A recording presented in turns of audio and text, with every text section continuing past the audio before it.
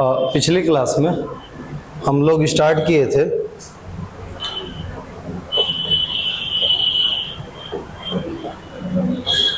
Motion under gravity.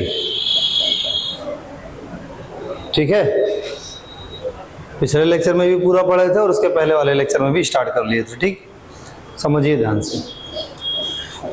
हमने ये देखा था कि जो पूरा आपका इक्वेशन ऑफ मोशन है v is equal to u plus a t, s is equal to u t plus half a t square, v square minus u square is equal to 2as, v average is equal to v1 plus v2 by 2, displacement is equal to v average into time, और Sn is equal to u plus a by 2n minus 1।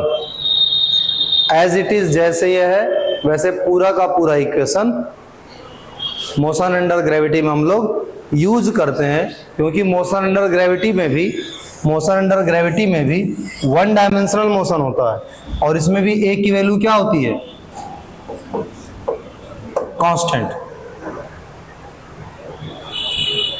Constant होती है और fix भी होती है कि हमेशा और हमेशा ए की वैल्यू जो मैग्नीट्यूड होगा वो जी होगा, यानी 9.8 मीटर पर सेकेंड स्क्वायर।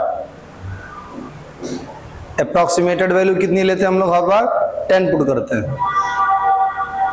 जी हमेशा वर्टिकली डाउनवर्ड रहता है, इसलिए जब भी पुट करना होता है तो ए की वैल्यू हम लोग क्या पुट करते हैं? माइनस जी। बाकी सबकी वैल्यू पुट करने के लिए हम ये कहते हैं कि जहां बॉडी है वहां पे हम ओरिजिन लेंगे और जो फिजिकल क्वांटिटी उसके ऊपर है सब पॉजिटिव, और जो नीचे है सब क्या लेंगे? निगेटिव लेंगे। ठीक है, और इसके साथ हम लोग ये सारी प्रॉब्लम सॉल्व कर चुके थे कि यू स्पीड से अगर किसी ऑब्जेक्ट को फेंका जाए तो क्या होगा। पता चला था कि टाइम ऑफ एसेंट जो होगा आपका वो हो जाएगा u by g, time of flight हो जाएगा 2u by ji, maximum height हो जाएगी u square upon 2g, u square upon 2g, ये क्या होगी? मैक्सिमम हाइट होगी। हर लेवल पे, चाहे कोई लेवल हो, उस लेवल पे जब भी आप वेलोसिटी निकालेंगे तो मैग्नीट्यूड सेम आएगा लेकिन साइन अलग अलग आएगी। यहाँ का जो T1 होगा और जो T2 होगा यहाँ तक आने में, दोनों को मिलके किसके बराबर होगा? टाइम ऑफ फ्लाइट के। सब पिछले लेक्चर का है, रिवाइज कर रहे हैं। ठीक है, जहां टाइम आधा होगा वहां वेलोसिटी हाफ हो जाएगी, है ना? बात समझ में आ रही कि नहीं? ठीक है, बट हाइट और वेलोसिटी में, हाइट और टाइम में ऐसा कोई रिलेशन नहीं होगा। अब हम लोग एक अलग तरीके की प्रॉब्लम सॉल्व करते हैं और वो है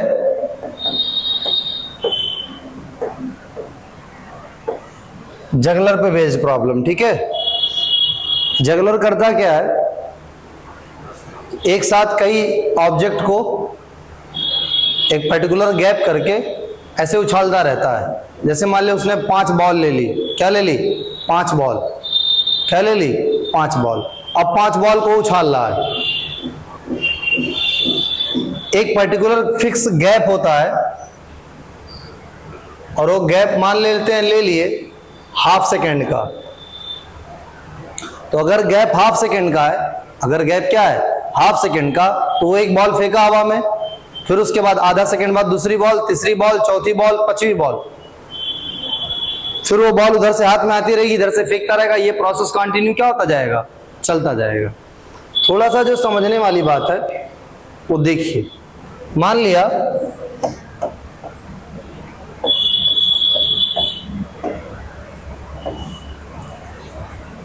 ये जगलर है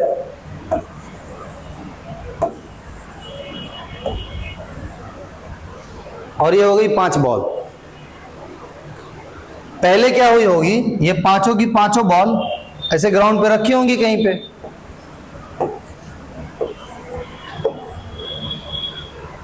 ये क्या करेगा? पहली बॉल लिया, ऐसे उठाया, ऊपर फेंका, फिर आधा सेकंड में दूसरी बॉल लिया, ऊपर फेंका, तीसरी बॉल लिया, चौथी बॉल लिया, अब समझो 5वीं फेंका, 5वीं फेंका तो हाथ खाली ना। अगर आप चाहते हैं कि ये प्रोसेस कंटिन्यू चलता रहे तो क्या होना चाहिए कि ऐसे पहली बॉल फेंका वो हवा में है, दूसरी बॉल हवा में, तीसरी बॉल हवा में, चौथी बॉल हवा में, 5वीं बॉल जब लिया, जब 5वीं बॉल वो फेंक रहा है तब तक पहली बॉल उसकी क्या आ जाए, हाथ में आ जाए। जब वो 5वीं बॉल फेंक रहा है तो पहली बॉल क्या आ जाए, हाथ में आ जाए। इधर 5वीं बॉल फेंका और उधर पहली बॉल हाफ सेकंड में उसके हाथ में आ जाए, क्योंकि हाफ सेकंड पे पूरा फेंक रहा हो, ठीक है। तो फिर वो क्या करेगा, फिर पहली बॉल हाथ में आएगी, पहली बॉल फेंकेगा, दूसरी आएगी, दूसरी फेंकेगा, तीसरी आएगी, तीसरी फेंकेगा, चौथी आएगी, चौथी फेंकेगा, फिर 5वीं आएगी, 5वीं फेंकेगा, तब तक फिर उसके हाथ में आ चुकी होगी। और ये प्रोसेस कंटिन्यू क्या होता जाएगा, चलता जाएगा। यानी इतना समझ में आ गया आपको कि एक जो फिक्स टाइम है, उस फिक्स टाइम में बॉल को बार बार इस हाथ में आना पड़ेगा।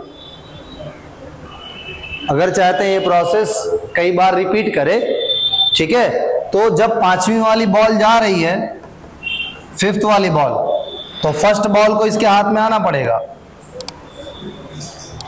अच्छा, फर्स्ट बॉल भी तो यहीं से फेंकी गई थी ना, इसका मतलब यहां से ऊपर गई और यहां आई, यहां से गई यहां पे आई। यानी जब वो 5वीं बॉल फेंक रहा है तो पहली बॉल एकदम सेम लेवल में आ गई ना। तो 5वीं बॉल फेंकने का जो टाइम होगा, 5वीं बॉल, वो पहली बॉल का टाइम ऑफ फ्लाइट होगा, और जो पहली बॉल का टाइम ऑफ फ्लाइट होगा वही सारी बॉल का टाइम ऑफ फ्लाइट होगा। सारी बॉल का टाइम ऑफ फ्लाइट तभी सेम होगा, हर एक बॉल का टाइम ऑफ फ्लाइट तभी सेम होगा जब ये जो हाइट है, मैक्सिमम हाइट, ये क्या हो सबके लिए सेम हो। ये क्या हो सबके लिए सेम हो, ठीक है। तो हम देखते हैं इसको, थोड़ा सा करते हैं, ठीक। मान लिया किसने किया क्या, इसने 5 बॉल फेंकी, कितनी बॉल, 5 बॉल्स, कितने गैप पे, चलो 1 सेकेंड का गैप ले लेते हैं। कितने सेकेंड का, तो सबसे पहली बॉल फेंकेगा t = 0 पे, पहली बॉल। दूसरी बॉल फेंकेगा, 1-1 सेकेंड के गैप पे फेंकना ना, 1 सेकेंड जैसे ही पूरा हो जाएगा, सेकेंड बॉल, फिर अगले सेकेंड में थर्ड बॉल, फिर अगले सेकेंड में 4th बॉल, फिर अगले सेकेंड में 5th बॉल। यानी 5वीं बॉल जो फेंक रहा है ये चौथे सेकंड में फेंक रहा है, चौथे सेकंड में। इसका मतलब ये जब 5वीं बॉल फेंका तो चौथा सेकंड हुआ, कौन सा, 4th सेकंड, और उस 4th सेकंड में इस फर्स्ट बॉल को यहां पे आ जानी चाहिए। उस 4th सेकंड में इस फर्स्ट बॉल को क्या होना चाहिए, यहां आ जाना चाहिए। इसका मतलब ये हुआ कि जो बॉल्स हैं उसका टाइम ऑफ फ्लाइट कितना होगा, 4 सेकेंड। बॉल्स का टाइम ऑफ फ्लाइट कितना होगा, 4 सेकेंड। अगर बॉल्स का टाइम ऑफ फ्लाइट 4 सेकेंड होगा, इसका मतलब time of flight is equal to होता है 2u/g, और अगर ये 4 हो गया तो 2 जा 4, और ये 10 जा कितना हो जाएगा, 20। इनिशियल वेलोसिटी आ जाएगी 20 मीटर पर सेकेंड। अगर इनिशियल वेलोसिटी 20 मीटर पर सेकेंड आ गई तो h मैक्सिमम जो होगा आपका वो होगा u²/2g, यानी 20 × 20, 2 × 10, 20 से 20 कट गया, 20 मीटर। h भी कितना आएगा, 20 मीटर आएगा। यानी अगर वो 5 बॉल को 1 सेकेंड का गैप लेके लगातार हमेशा फेंकना चाह रहा है, तो उसको हर एक बॉल को कितने ऊपर फेंकना पड़ेगा, कितने ऊपर, 20 मीटर के ऊपर। तो 20 मीटर हाइट पे जब फेंकेगा तो सब टाइम वगैरह सब उसी के हिसाब से क्या रहेगा, एडजस्ट होगा। आप समझो, अगर बॉल 20 मीटर हाइट पे जा रही है तो यू इसका मतलब सोच के एनर्जी लगाएगा ना। अगर एनर्जी बहुत ज्यादा लगा जाएगा तो 20 पर रुकेगी तो छत पार उस पार जाएगी, तो उस हिसाब से उसको यू देना है कि एच मैक्स उतना हो तो अपने आप वो आएगी। तो बार बार इस हाथ का कमाल है। इस हाथ का क्या कमाल है कि जो गैप है 1 सेकेंड का, 5वीं बॉल गई तो 6वें सेकेंड में पहली बॉल इसके हाथ में होनी चाहिए। 25वीं बॉल गई ना, 25वीं बॉल कब गई? चौथे सेकंड में। 25वीं बॉल चौथे सेकंड में गई तो अगले सेकंड में ये वाली बॉल कहाँ होनी चाहिए? इसके हाथ में, क्योंकि 1 सेकंड का गैप है। और अगर गैप आधा सेकंड का है तब ये बॉल आधा सेकंड में आनी चाहिए।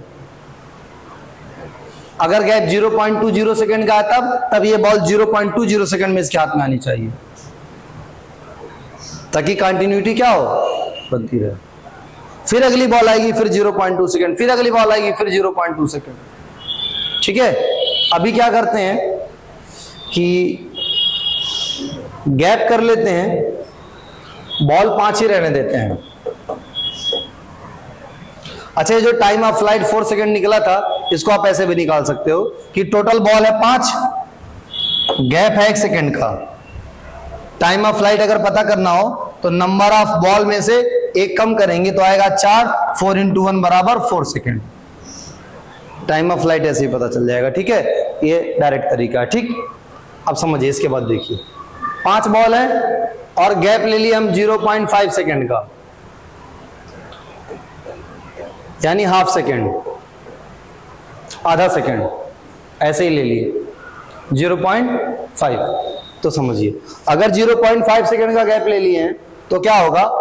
t = 0 पे अगर वैसे देखें तो क्या होगा? 5 में से 1 घटाएंगे, 4 बॉल, आधा सेकंड का गैप, 2 2 जा 4, यानी दूसरा second time of flight 2 second होगा।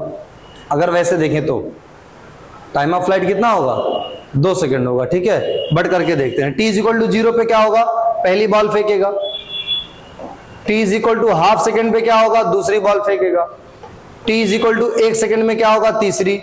t = 1.5 सेकंड पे चौथी। t = 2 सेकंड पे पांचवी। अब जब वो 5वीं बॉल फेंक रहा होगा तो पहली बॉल उसके हाथ में होगी। फिर वो पहली बॉल को आधे सेकंड में इसमें फेंक देगा, फिर वो बारी बारी इधर से फेंकता रहेगा, इधर से फेंकता रहेगा। ठीक है ना?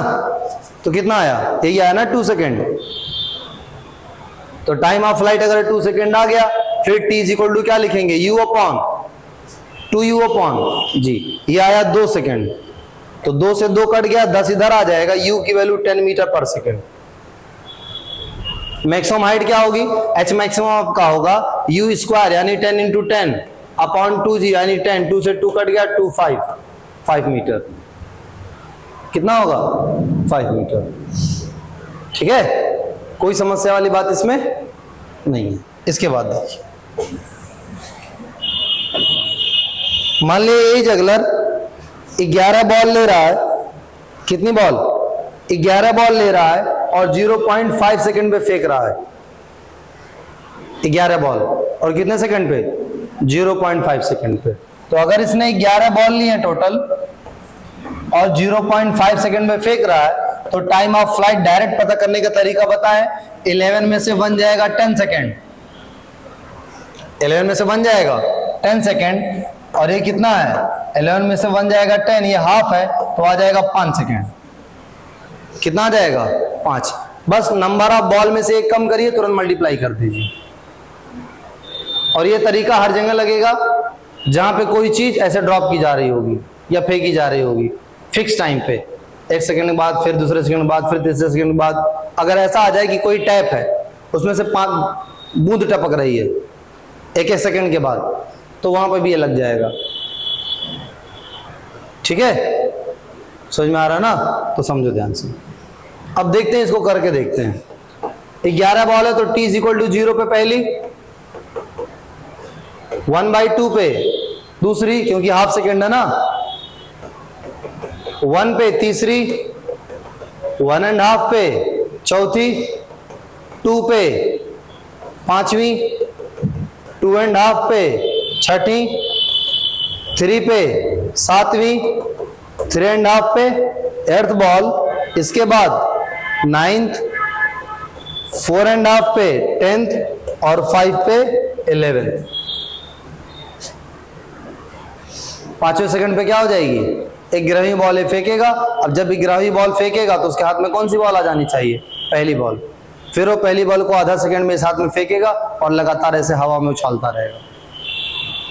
ठीक है, देखते हैं टाइम टाइम ऑफ फ्लाइट तो हमें पता चल गया कि है आपका 5 और ये होता है 2u by ji, 2u by जी। देखो ये होता है 10 तो 2 5 जा 10, 5 5 जा 25 मीटर पर सेकेंड, 25 मीटर पर सेकेंड। h की वैल्यू क्या होगी, u square upon 2g, u square upon 2g, ये हो जाएगा 2.5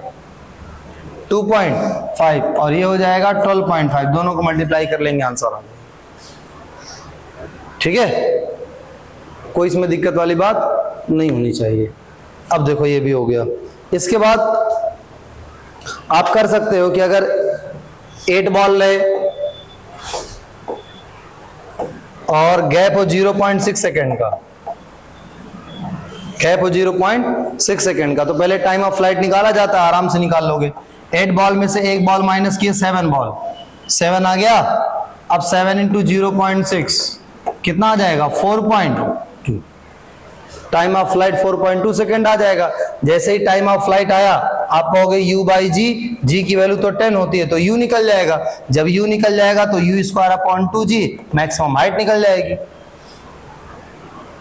बताइए, हो ही जाएगा, क्यों हो जाएगा ना।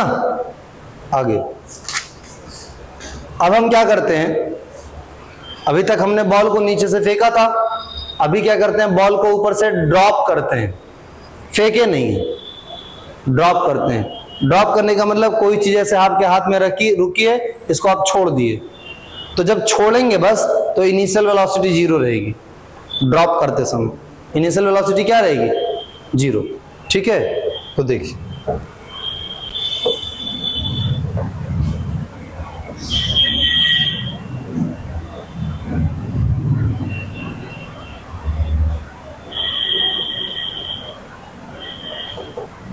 ये देखिए, ये हो गई एक बॉल और इस बॉल को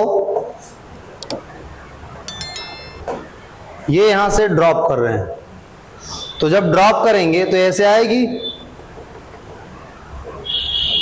ग्राउंड पे, आएगी तो क्या क्या होगा, पहले हम साइन कन्वेंशन देख लें। क्या देख लें, साइन कन्वेंशन। साइन कन्वेंशन कहता है कि जहां से ऑब्जेक्ट को प्रोजेक्ट या ड्रॉप किया जा रहा है या फेंका जा रहा है, जहां से थ्रो किया जा रहा है, कुछ भी किया जा रहा है, वहां पे ओरिजिन होगा आपका। ठीक, और उसके ऊपर की चीजें क्या होंगी, पॉजिटिव, और उसके नीचे की चीजें क्या होगी, नेगेटिव। आपको पता है कि a is equal to minus g, g हमेशा क्या होगा, नेगेटिव होगा। ठीक है, अब देखिए सबसे पहले ये तय करते हैं, कई चीजें निकालनी है आपको। पहले निकालनी है मैक्सिमम हाइट, आपको निकालना है time of flight, time of, अच्छा इसमें यही टाइम ऑफ फ्लाइट होगा।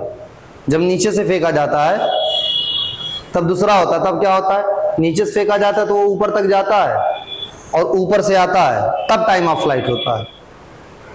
लेकिन जब यहां से ड्रॉप करोगे तो ड्रॉप करके जब नीचे आएगा तो वही क्या हो जाएगा, टाइम ऑफ फ्लाइट हो जाएगा, वही क्या हो जाएगा, टाइम ऑफ फ्लाइट हो जाएगा। ठीक है, तो क्या निकालना है, टाइम ऑफ फ्लाइट। अच्छा ये भी निकालना है कि जब वो नीचे पहुंच जाएगा तो उसकी वेलोसिटी कितनी होगी, यहां जब नीचे पहुंच जाएगा तो वेलोसिटी कितनी होगी। ठीक है, तो शुरुआत करते हैं टाइम ऑफ फ्लाइट से। आपको पता है कि टाइम का 2 इक्वेशन है, एक है v is equal to u plus a t, एक है s is equal to u t plus half a t square है। s is equal to u t plus half a t square अगर हम लगाते हैं तो इसमें आपको कोई डाउट नहीं होना चाहिए कि यहां पे u की वैल्यू क्या है, 0। तो u की वैल्यू 0 है तो s इज इक्वल टू हो गया हाफ ए टी स्क्वायर। अब आइए s पे, s क्या है, डिस्प्लेसमेंट। s क्या है, डिस्प्लेसमेंट। इनिशियल पोजीशन ये, फाइनल पोजीशन आ रहा है नीचे तो डिस्प्लेसमेंट निगेटिव होगा। डिस्प्लेसमेंट क्या होगा, बिल्कुल एकदम होश में रहिएगा, डिस्प्लेसमेंट निगेटिव होगा। एक्सेलरेशन ड्यू टू ग्रेविटी हमेशा माइनस लेते हैं, टाइम ऑफ फ्लाइट का स्क्वायर हो गया, माइनस से माइनस कट गया, ये हो जाएगा 2h/g और t की वैल्यू आ जाएगी h/g। ठीक है, ये टाइम ऑफ फ्लाइट की वैल्यू होगी किसके केस में, किसके केस में बोलिए, जब ऊपर से पार्टिकल को ड्रॉप किया जाएगा तब।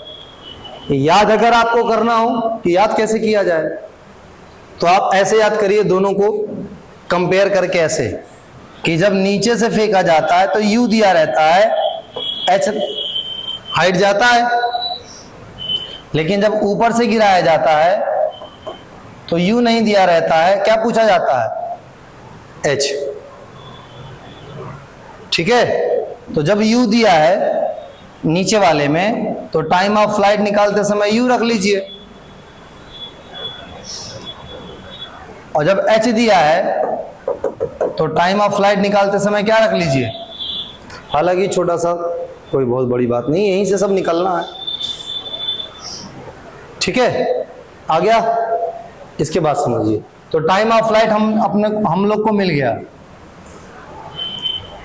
अभी किसकी जरूरत है, कुछ भी निकालना है, एच मैक्स निकालें, वी निकालें, निकालना तो है ही, है ना। तो क्या निकालते हैं, वी निकालते हैं पहले। क्या निकालते हैं, वी। तो वी का देखिए क्या हिसाब है, v square minus u square is equal to 2as। V हमें निकालना है, u 0 होता है तो ये खत्म हो गया, a आपका माइनस होगा, a क्या होगा, माइनस होगा, v भी माइनस होगा, v भी क्या होगा, वो अलग चीज है, उसको भी बाद में देखते हैं। a क्या होगा, माइनस होगा, वो भी अपने आप निकल जाएगा माइनस। u 0 ये खत्म हो गया, a हमने माइनस रखा, डिस्प्लेसमेंट चूंकि निगेटिव होता है तो ये भी होगा h, माइनस माइनस कट गया, v square is equal to 2gh, v is equal to हो जाएगा √2gh। ये वैल्यू प्लस माइनस दोनों आती है।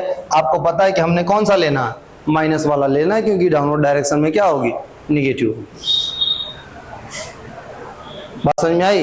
तो क्या समझ में आया कि यार अगर हमें टाइम ऑफ फ्लाइट निकालना है तो ड्रॉप किया जाएगा तो इनिशियल वेलोसिटी तो 0 होगी, s equal to ut plus half a t square में ut गायब, ut गायब तो बचा क्या, s, और इधर बचा 1/2 gt square, s 1/2 gt square, तो 2 ऊपर चला गया, g नीचे चला आया, बस 2h/g, स्क्वायर है तो स्क्वायर रूट लग जाएगा। वेलोसिटी निकालनी है, v square minus u square बराबर 2gh, v square minus u square बराबर 2gh, u तो गायब ही हो गया तो वो स्क्वायर रूट इस पे आके लग जाएगा, तो √2gh हो जाएगा। देखिए सबसे सस्ती और टिकाऊ डेरिवेशन। ठीक है, हो नहीं जाएगा। तो पहले इस पे क्वेश्चन सॉल्व करते हैं कुछ, उसके बाद कुछ करते हैं। और अगर मैक्सिमम हाइट निकालना है तब बताइए, तब भी कोई दिक्कत है क्या, नहीं कर लेंगे। मैक्सिमम हाइट निकालनी है, s बराबर ut plus half a t square, u खत्म ही है, half a t square under root लग जाएगा, वैल्यू आ जाएगी। ठीक है, चलिए ध्यान से देखिए।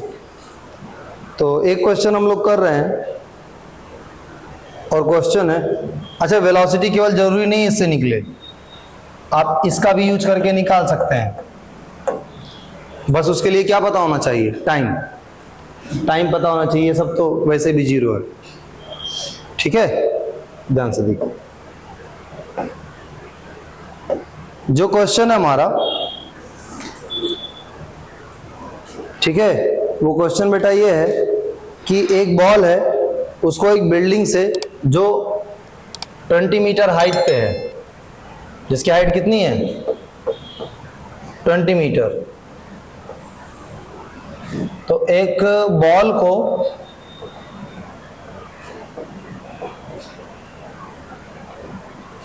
यहां से ड्रॉप किया जा रहा है। जहां से ड्रॉप किया जाएगा वहां पे ओरिजिन होगा, और ड्रॉप के केस में इनिशियल वेलोसिटी क्या होती है, 0। ठीक है, क्या सबसे पहले पूछ रहा है calculate the time of flight. सबसे पहले कह रहा है कि टाइम ऑफ फ्लाइट निकालिए। क्या निकालिए? फॉर्मूले से आप निकालेंगे तो कहेंगे time of flight is equal to 2h/g। 2h/g अगर फॉर्मूले से निकालेंगे तो कहेंगे time of flight is equal to 2h/g। h कितना दिया है? 20, g 10 है और ये आ जाएगा 2, क्योंकि रूट के अंदर 2 और 2 का पेयर बन जाएगा और 2 बाहर आ जाएगा 2 सेकेंड। तो टाइम ऑफ फ्लाइट आ गया 2 सेकेंड। फार्मूले से निकालेंगे तो कहेंगे देखिए displacement is equal to half gt square, minus से माइनस कट गया। देखो ध्यान से, हाइट कितना दिया है? 20, जी भी कितना दिया है? 10, 10 2 जा 20, 2 और 2 इधर आ जाएगा और t की वैल्यू आ जाएगी 2। डायरेक्ट फार्मूला ना याद हो तो ऐसे निकाल लेंगे। टाइम ऑफ फ्लाइट आ गया, कितना आ गया? 2 सेकेंड, दोनों तरीके से। ठीक, आगे समझते हैं। जब टाइम ऑफ फ्लाइट आपका आ गया 2 सेकेंड, इसका मतलब यहां से आने में 2 सेकेंड इसको लगा, तो वेलोसिटी कितने देर तक चेंज हुई होगी? 2 सेकेंड तक। अभी बताओ, क्या वेलोसिटी इधर है, एक्सेलरेशन भी इधर है? वेलोसिटी बढ़ेगी कि घटेगी? बढ़ेगी, दोनों की डायरेक्शन सेम है। हर बार कितना बढ़ती है? 10, तो 2 सेकेंड में बढ़ के कितना हो जाएगी? 20। बस काम खत्म।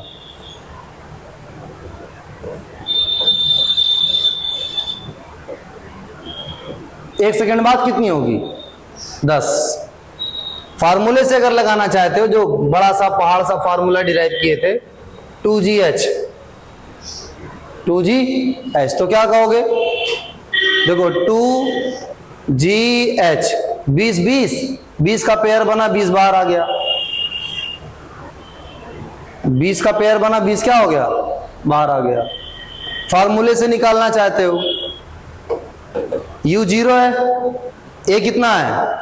-10, टाइम कितना है? 2, 10 2 जा 20 माइनस, क्योंकि नीचे डाउनवर्ड डायरेक्शन में, वैसे ही निकल गया भाई। 10 मीटर पर सेकेंड स्क्वायर एक्सेलरेशन होता है। 2 सेकेंड में बॉल नीचे आ रही है, 1 सेकेंड में 10 बढ़ेगी, 2 सेकेंड में बढ़ के 20 हो जाएगी। 20 मीटर पर सेकेंड ऐसे ओरली हो जाएगा। इसके बाद देखिए, इसके बाद पूछ रहा है कि हाइट क्या होगी आफ्टर 1 सेकेंड। 1 सेकेंड के बाद हाइट क्या होगी? 1 सेकेंड के बाद, 1 सेकेंड के, अच्छा इसमें उल्टा होगा, क्योंकि वेलोसिटी बढ़ रही है ना, तो पहले सेकेंड में कम दूर जाएगा। अभी 0 थी, तो पहले सेकेंड में 0 से 10 होगा। 0 से 10, तो पहले सेकेंड में कम जाएगा, और दूसरे सेकेंड में 10 से 20 जाएगा। देखो 0 से 10 मीटर पर सेकेंड, तो पहले सेकेंड में डिस्टेंस कम ट्रेवल करेगा। अब 0 से 20 मीटर पर सेकेंड, 10 से 20 मीटर पर सेकेंड जा रहा है, तो अगली बार डिस्टेंस क्या करेगा? ज्यादा ट्रेवल करेगा। आपको यही जानना है ना, पहले सेकंड में कितना ट्रेवल कर रहा है, बस यही तो जानना है। टाइम है 1 सेकेंड, है कि नहीं? 0 और ये क्या? 10। एवरेज स्पीड निकालिए। 10 का आधा 5, 10 का आधा 5, 5 1 जा 5, 5 मीटर। कितना? इसमें निकाल लेते हैं। ये भी 1 सेकेंड होगा ना, जब 1 सेकेंड, 2 सेकेंड टोटल है, 1 सेकेंड ऊपर 1 सेकेंड ये, तो देखो 20 10 30, 30 का आधा 15, 15 1 जा 50।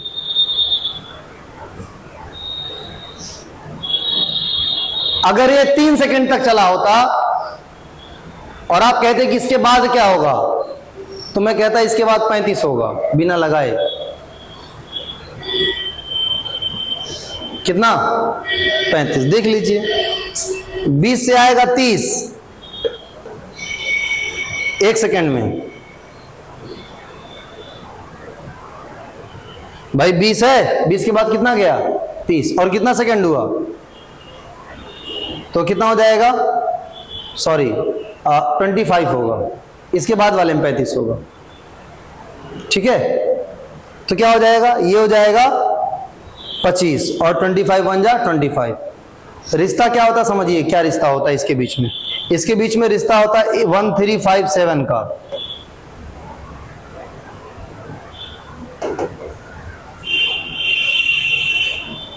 पहली बार में अगर 5 चल गया ये पहली बार में, और हमेशा जब भी एक बात तो कान खोल के सुन लीजिए, जब भी ऊपर से फेंका जाएगा, ड्रॉप किया जाएगा, तो पहली बार में 5 के अलावा और कुछ ये जा ही नहीं सकते, इनकी औकात के बाहर है। क्योंकि सबके साथ देखो मास का कोई रोल नहीं होता है ना, क्योंकि एयर रेजिस्टेंस को हम लोग इग्नोर कर देते हैं, नियर द अर्थ सरफेस लेते हैं, तो सब मास चाहे कम हो चाहे ज्यादा सबके लिए वैल्यू सेम होती है। तो जब ऊपर से ड्रॉप करोगे तो हमेशा ये 0 ही रहेगा ना, और 1 सेकंड बाद हमेशा कितना होगा, 10 ही होगा, फिर 1 सेकंड बाद हमेशा कितना होगा, 20 ही होगा, फिर 1 सेकंड बाद हमेशा कितना होगा, 30 ही होगा। तो देखो ये रिलेशन है 1 3 5 7 9 का। तो पहले में 5, दूसरे में 15, तीसरे में 25, चौथे में 35, पहले में 5 है ना, तो 5 1 जा 5, 5 3 जा 15, 5 5 जा 25, 5 7 जा 35, 5 9 जा 45, करके देख लेते हैं। 30 के बाद कितना होगा, 40। एवरेज वेलोसिटी कितनी आएगी, 35। कितनी आएगी, 35 और 1 कितना हो जाएगा, 35। 40 के बाद 50, एवरेज कितना आएगा, 45। तो देखो 45, 1 3 5 7 9 11, ऐसे ही चलता चला जाएगा जितने देर तक नीचे आएगा, डिपेंड करता है कितने देर तक नीचे आ रहा है। ठीक है, तो क्या पूछा था, height after 1 second. Height after 1 second तो निकाल लिए, 1 सेकेंड में कितना चलेगा, 5, और जो दूसरा सेकेंड होगा उसमें कितना चलेगा, तब 5 3 जा 15, उसके बाद 5 5 जा अगले सेकेंड में, फिर अगले सेकेंड में 5 7 जा 35, फिर अगले सेकेंड में 5 8 जा 5 9 जा 45, फिर 5 11 जा 55। ठीक है, ऐसे हर सेकंड में ट्रेवल करेगा। अब देखो क्या पूछा रहा है, velocity at time t is equal to 1.5 second. फार्मूले से लगाना चाहिए लेकिन मत लगाइए। क्या कह रहा है, 1.5 सेकेंड बाद वेलोसिटी क्या होगी इसकी, तुम जानते हो हर 1 सेकेंड में 10 बदलती है, तो 1.5 सेकेंड में कितना बदलेगी, 1.5 इंटू 10 15 मीटर पर सेकेंड। v बराबर u प्लस 80, टाइम है 1.5, एक्सेलरेशन है 10, 15 मीटर पर सेकेंड। देखो 1 सेकेंड में 10, 2 सेकेंड में 20, 3 सेकेंड में 30, तो कोई पूछा 2.5 सेकेंड में कर दो 25, 4 सेकेंड में 40, 3.5 सेकेंड में 35, बस डेसिमल हटाना है। 6 सेकेंड में 60, तो 5.5 सेकेंड में कह दोगे 55।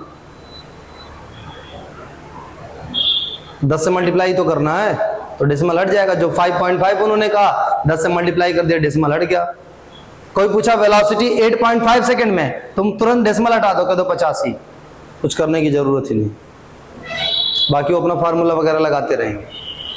ठीक है, बात समझ में आ रही है, कोई दिक्कत इसमें, बताओ, यहां तक हो जाएगा। इसके बाद जो है आगे हम लोग आगे कंटिन्यू करेंगे, है ना, और उसमें हम लोग क्या करेंगे, 1-2 क्वेश्चन और सॉल्व करने के बाद हम लोग वाटर ड्रॉप वाला क्वेश्चन करेंगे, है ना, इसमें टैप से हर 1 सेकेंड के बाद वाटर ड्रॉप पानी की बूंदें आती रहेंगी। ये पहली वाली बूंद, ये दूसरी वाली, ये तीसरी वाली, ये चौथी वाली, ये 5वीं वाली, ये 6वीं वाली, ये 7वीं वाली।